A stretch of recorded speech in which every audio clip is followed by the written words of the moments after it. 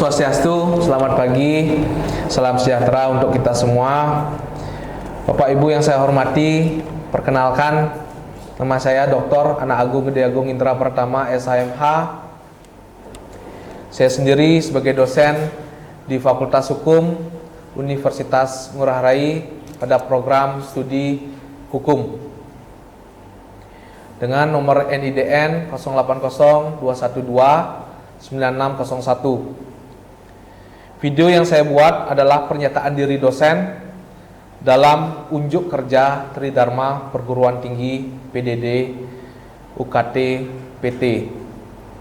Melalui video ini yang merupakan bagian dari proses sertifikasi dosen atau Serdos di tahun 2025. Saya sendiri mengampu pada mata kuliah Hukum dan Hak Asasi Manusia dengan bobot 2 SKS yang diajarkan pada semester 4. Tujuan mata kuliah Hukum dan HAM ini adalah mata kuliah yang mempelajari tentang meletakkan dasar-dasar perlindungan dan pembatasan hak-hak asasi manusia yang harus dijadikan pedoman bertingkah laku baik individu, masyarakat maupun penguasa. Selama proses pembelajaran hukum dan hak asasi manusia ini, saya menggunakan metode DIA, Delivery, Interaction, dan Assessment. Dan adapun capaian pembelajaran mata kuliah CPMK, Hukum Hak Asasi Manusia, sebagai berikut. CPMK yang pertama, mampu memahami substansi mengenai teori, prinsip, dan kajian tentang hukum administrasi negara dan hukum hak asasi manusia. CPMK 2, mahasiswa mampu memahami, menganalisis, menjelaskan tentang hukum dan HAM. CPMK 3, mahasiswa mampu menganalisis dan menjelaskan kebijakan hukum administrasi negara dan hubungannya dengan hak asasi manusia. CPMK 4, mahasiswa mampu menganalisis, mendeskripsikan, dan menafsirkan aspek normatif tentang kebijakan hukum administrasi negara dan hukum dan HAM. CPMK 5, mahasiswa mampu berpikir kritis, analitis, dan argumentatif dalam menjelaskan isu problematika hukum seputar hukum dan hak asasi manusia. Selanjutnya ada 14 kajian materi yang dimana saya akan sampaikan dalam satu semester. Yang pertama, pendahuluan terkait materi hukum dan HAM. Pertemuan kedua, sejarah dan perkembangan HAM di Indonesia. Pertemuan ketiga, konsep dasar hukum hak asasi manusia, pengertian hukum hak asasi manusia, teori-teori hak asasi manusia, prinsip-prinsip hak asasi manusia. Pertemuan 4, hubungan antara hukum dan HAM, hubungan antara HAM dan demokrasi. Pertemuan 5, hak asasi manusia dalam berbagai pandangan ideologi negara. Pertemuan 6 dan 7, pengelompokan hak asasi manusia yang dilanjutkan dengan pemberian tugas individu terkait hukum hak asasi manusia. Selanjutnya, pertemuan ke-8 adalah memasuki UTS. Pertemuan 9 dan 10 itu mengenai hak asasi manusia di Indonesia. Pertemuan 11-12 itu ada aspek hukum internasional hak asasi manusia. Pertemuan 13-14 sejarah perkembangan ide perlindungan hak asasi manusia. Pertemuan 15 itu ada presentasi tugas oleh mahasiswa secara berkelompok. Pertemuan 16 itu kita masuk ke ujian akhir semester. Demikian berkaitan dengan awal dari perkuliahan hukum hak asasi manusia. Mari kita lanjut kepada video pengajaran. Baik, pada pertemuan pertama kita akan membahas pengertian hukum dan hak asasi manusia, ya. Jadi kalau kita lihat dulu di depan ada variabel penting di dalam penyampaian materi pada pertemuan hari ini, ya.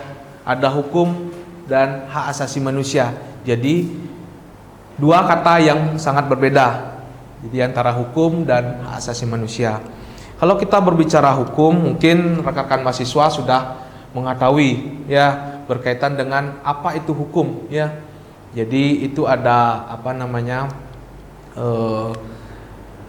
aturan atau norma-norma yang berisikan sanksi apabila dilanggarnya, seperti itu. Nah, itu hukum. Sedangkan kalau kita berbicara hak asasi manusia ya, jadi seperangkat hak yang dimiliki oleh setiap orang semenjak dari dalam kandungan yang wajib untuk dijunjung kehormatannya ya, dan mendapatkan perlindungan dari negara, hukum maupun pemerintahnya, seperti itu. Nah, itu berkaitan dengan variabel hukum dan hak asasi manusia, seperti itu. Nah, ini kita masuk ke dalam pembahasan. Nah, di sini ada pengertian hukum. Ya, sebagai objek ilmu hukum ya harus dapat didefinisikan atau mempunyai definisi yang berfungsi untuk memberikan suatu orientasi yang jelas dan tegas tentang disiplin ilmu yang dinamai ilmu hukum, seperti itu ya. Nah, itu berdasarkan kenyataan yang ada dalam penelusuran kepustakaan terkait filsafat, teori, dan ilmu hukum, banyak sekali ahli hukum yang telah memberikan definisi hukum. Ya, jadi ada beberapa definisi hukum dari pendapat ahli, seperti itu. Jadi ahli A, ahli B, ahli C, ahli D itu tidak semua sama berkaitan dengan definisi hukum. Jadi berbeda-beda. Jadi antara saya pun dengan mahasiswa definisi berkaitan tentang hukum pasti berbeda, ya. Tapi tujuannya sama, berkaitan dengan adanya sanksi. Tentu itu dinamakan hukum, seperti itu ya. Nah, di sini Van Vollenhoven ya yang mengemukakan bahwa hukum adalah suatu gejala dalam pergaulan hidup yang bergolak terus-menerus dalam keadaan saling berbenturan dengan gejala-gejala lainnya. Yaitu Van Vollenhoven. Hans Kelsen di sini menyatakan bahwa hukum adalah terdiri dari suatu kaidah menurut mana orang harus berlaku ya. Itu Hans Kelsen, berbeda dengan Van Vollenhoven. Prof. Ahmad Ali juga mengatakan yang berbeda dari pendapatnya Van Vollenhoven maupun Hans Kelsen. Di sini Prof. Ahmad Ali menyatakan bahwa hukum serangkaian aturan yang tersusun dalam suatu sistem yang berisikan petunjuk tentang apa yang boleh dan apa yang tidak boleh dilakukan, perintah dan larangan bagi warga masyarakat disertai sanksi pemaksa. Nah, itu dari Prof. Ahmad Ali. Sedangkan ini Sudirman ya menyatakan hukum adalah pikiran atau anggapan orang tentang adil dan tidak adil mengenai hubungan antar manusia. Nah, jadi 4 dari pendapat ahli ini tentu sangat berbeda-beda ya. Jadi tidak harus sama berkaitan dengan hukum, seperti itu. Nah, kita masuk ke istilah-istilah hak asasi manusia ya. Jadi ini istilah di dunia ya. Jadi tidak hanya berkaitan dengan hak asasi manusia, tapi ada yang membahas tentang human rights ya. Setelah itu natural rights, fundamental rights, civil rights, hak asasi manusia dan hak kodrati ya. Jadi ada 6 ya istilah-istilah hak asasi manusia yang ada di dunia, seperti itu ya. Nah, ini ada penjelasan berkaitan dengan human rights, natural rights, fundamental rights, civil rights, hak asasi manusia dan hak kodrati ya. Untuk hak asasi manusia ya, silakan mungkin rekan-rekan mahasiswa bisa melihat Undang-Undang Nomor 39 ya tahun 1999 tentang hak asasi manusia, seperti itu. Jadi sudah dijabarkan atau dijelaskan secara spesifik di dalam di dalam undang-undang pun juga sudah ada mengatur pasal-pasal yang berkaitan dengan hak asasi manusia di dalam Undang-Undang 1945 ya. Jadi itu dari pasal 27 sampai pasal 34 itu berkaitan dengan hak asasi manusia ya. Jadi tidak hanya di dalam undang-undang ini ya. Jadi di Undang-Undang 1945 juga dari pasal 27 sampai pasal 34 itu mengatur tentang hak asasi manusia dari lahir sampai dia sudah menentukan agamanya atau memiliki agamanya sendiri, seperti itu ya. Nah, ini pengertian hak asasi manusia ya. Jadi menurut Undang-Undang Nomor 39 1999 itu ada pengertian dari hak asasi manusia ya, seperangkat hak yang melekat pada hakikat dan keberadaan manusia sebagai makhluk Tuhan yang Maha Esa dan merupakan anugerahnya yang wajib dihormati, dijunjung tinggi, dilindungi oleh negara, hukum, pemerintah, dan setiap orang demi kehormatan serta perlindungan harkat dan martabat. Nah, itu definisi HAM dari Undang-Undang Nomor 39 Tahun 1999 seperti itu. Selanjutnya dirujuk dari sumber HAM berasal dari Tuhan ya. Nah, sedangkan hak dasar asalnya dari negara atau pemerintah. HAM bersifat universal ya. Sedangkan hak dasar bersifat domestik. Fungsi HAM adalah mengawal hak dasar atau legal rights. Sedangkan filosofisnya adalah kebebasan yang berbasis atas penghormatan, seperti itu. Atas kebebasan orang lain, seperti itu. Nah, ini definisi HAM menurut para ahli ya. Kalau tadi kan menurut aturan-aturan. Kalau ini berdasarkan ahli, seperti itu. Jadi D.F. Skelton juga mengungkapkan pandangannya berkaitan dengan hak asasi manusia, seperti itu. Nah, mungkin itu materi awal yang bisa saya sampaikan. Nah, mungkin di sini saya ingin tanyakan kepada mahasiswa juga, apa sih perbedaan pelanggaran HAM dan pelanggaran hukum dari materi yang saya telah tadi berikan? Mungkin ada yang bisa memberikan jawaban berkaitan dengan apa perbedaan pelanggaran hukum dan pelanggaran hak asasi manusia. Dan bisa jelaskan? Bisa acukan tangan. Silakan. Baik, terima kasih. Perkenalan, nama saya Valen. Ini sepengetahuan saya aja, Pak. Ya, silakan. Jadi mungkin perbedaan antara pelanggaran HAM dan pelanggaran hukum. Apabila pelanggaran HAM itu artinya bahwa pelanggaran itu berkaitan dengan hak-hak asasi dari setiap orang. Misalnya dia dilarang, pelanggaran mengenai seseorang dilarang untuk melakukan kebebasan berpendapat, tidak boleh menyampaikan pendapat di muka umum. Nah, itu masuk ke pelanggaran HAM. Karena itu setiap orang itu punya hak untuk menyampaikan pendapat secara bebas di muka umum. Kalau mengenai pelanggaran hukum, nah itu pelanggaran yang dilakukan karena melanggar aturan-aturan hukum yang ada. Jadi lebih kepada urusannya itu lebih kepada dengan negara, tidak ke private perorangan. Kurang lebih seperti itu yang saya dapat. Baik, terima kasih Valen ya. Terima kasih atas jawabannya ya. Jadi itu perbedaan antara pelanggaran HAM dan pelanggaran hukum. Ya, tentu ada perbedaan. Apabila pelanggaran HAM dia mengkhusus kepada harkat martabat dari seseorang. Kalau melanggar hukum ya, jadi itu secara secara umum pelanggaran hukum ya, pelanggaran hukum di jalan, kita melanggar lalu lintas seperti itu ya, melakukan tindak kejahatan ya, suatu tindak pidana seperti itu. Nah, itu perbedaan dari pelanggaran HAM dan pelanggaran hukum seperti itu.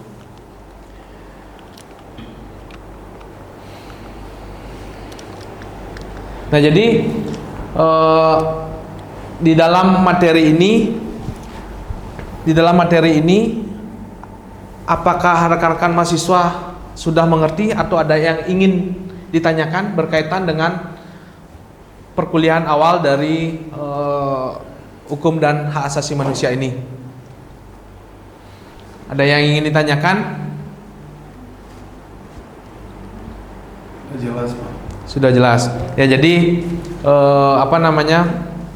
yaitu pengantar awal dari perkuliahan hukum dan hak asasi manusia ya. Jadi di mana tentu ada beberapa juga contoh-contoh kasus ya pelanggaran HAM berat yang pernah terjadi di Indonesia ya. Mungkin rekan-rekan mahasiswa ini kan sebenarnya sempat viral dari beberapa tahun yang kemarin. Jadi diumumkan oleh pemerintah Indonesia beberapa pelanggaran HAM berat yang pernah terjadi di Indonesia ya. Mungkin ada yang tahu apa saja pelanggaran HAM berat itu? Untuk merefresh kembali, mungkin rekan-rekan mahasiswa sudah pernah melihat berita viral ini di televisi, koran, sosial media seperti itu. Ada yang bisa angkat tangan enggak? Artinya menjawab apa saja pelanggaran HAM berat yang pernah terjadi di Indonesia. Itu sempat viral. Bisa dijawab ya? Salah satunya yang di Trisakti itu. Trisakti ya 19. Jadi ada tragedi Trisakti 1998. Siapa yang bisa lagi selain tragedi Trisakti? Kemarin yang viral di Malang, saya kasih clue. Sukabumi, Pak. Kanjuruhan ya. Jadi kerusuhan sepak bola ya. Jadi itu ada supporter yang meninggal terjebak di dalam lapangan seperti itu ya. Karena ada oknum-oknum yang menyemprotkan gas air mata ke ke arah penonton seperti itu. Di dalam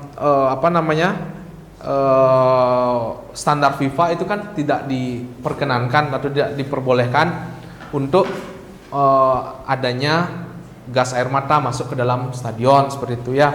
Nah itu ada pelanggaran, terindikasi pelanggaran hak asasi manusia seperti itu. Siapa lagi bisa selain tragedi Kanjuruhan? Ya, Trisakti juga ya. Ada yang lain lagi bisa dijelaskan atau menjawab? Wamena ya. Siapa lagi yang bisa selain Wamena? Banyak sekali itu. Peristiwa 30 G30. Iya, juga SPKI ya.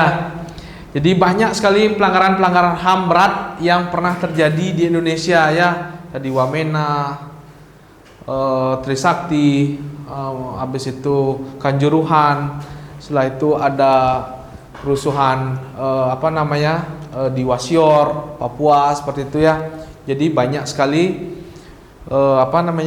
pelanggaran HAM berat yang pernah terjadi di Indonesia seperti itu ya. Mungkin sampai sini ada yang bertanya rekan-rekan mahasiswa berkaitan dengan perkuliahan dari pertemuan pertama ini? Acungkan tangan jika ada yang bertanya. Nah ini berkaitan dengan tugas, saya akan memberikan tugas berupa tugas individu ya. Jadi tugas individu adalah tugas individu itu saya berikan adalah untuk untuk merefresh kembali ya, atau meringkas kembali materi dari materi 1 sampai dengan 7 ya. Jadi setelah perkuliahan selesai, saya akan berikan tugas berupa tugas individu ya, itu membuat resume materi dari resume pertemuan pertama sampai dengan 7 ya. Setelah itu selanjutnya setelah UTS berlangsung, kita akan pertemuan dari pertemuan 9 sampai pertemuan 15 itu berupa tugas kelompok ya. Nanti silakan dibentuk kelompoknya sesuai dengan nomor absen saja ya, supaya jelas jelas dalam pembuatan tugas tersebut seperti itu. Jadi itu pada perkuliahan pada pagi hari ini ya. Jadi terima kasih ya saya ucapkan kepada rekan-rekan mahasiswa karena telah mengikuti perkuliahan hukum dan hak asasi manusia pada hari Kamis hari ini ya. Kita jumpa hari Kamis depan lagi dengan materi sejarah dan perkembangan hak asasi manusia di Indonesia, seperti itu ya. Jadi saya ucapkan terima kasih banyak atas kehadiran rekan-rekan mahasiswa yang telah mengikuti perkuliahan hukum dan hak asasi manusia. Sampai jumpa di hari Kamis depan. Jaga kesehatan semua karena kondisi dan cuaca yang tidak mendukung seperti hari ini, seperti itu. Saya ucapkan terima kasih semuanya. Sampai jumpa di hari Kamis depan. Selamat pagi semuanya.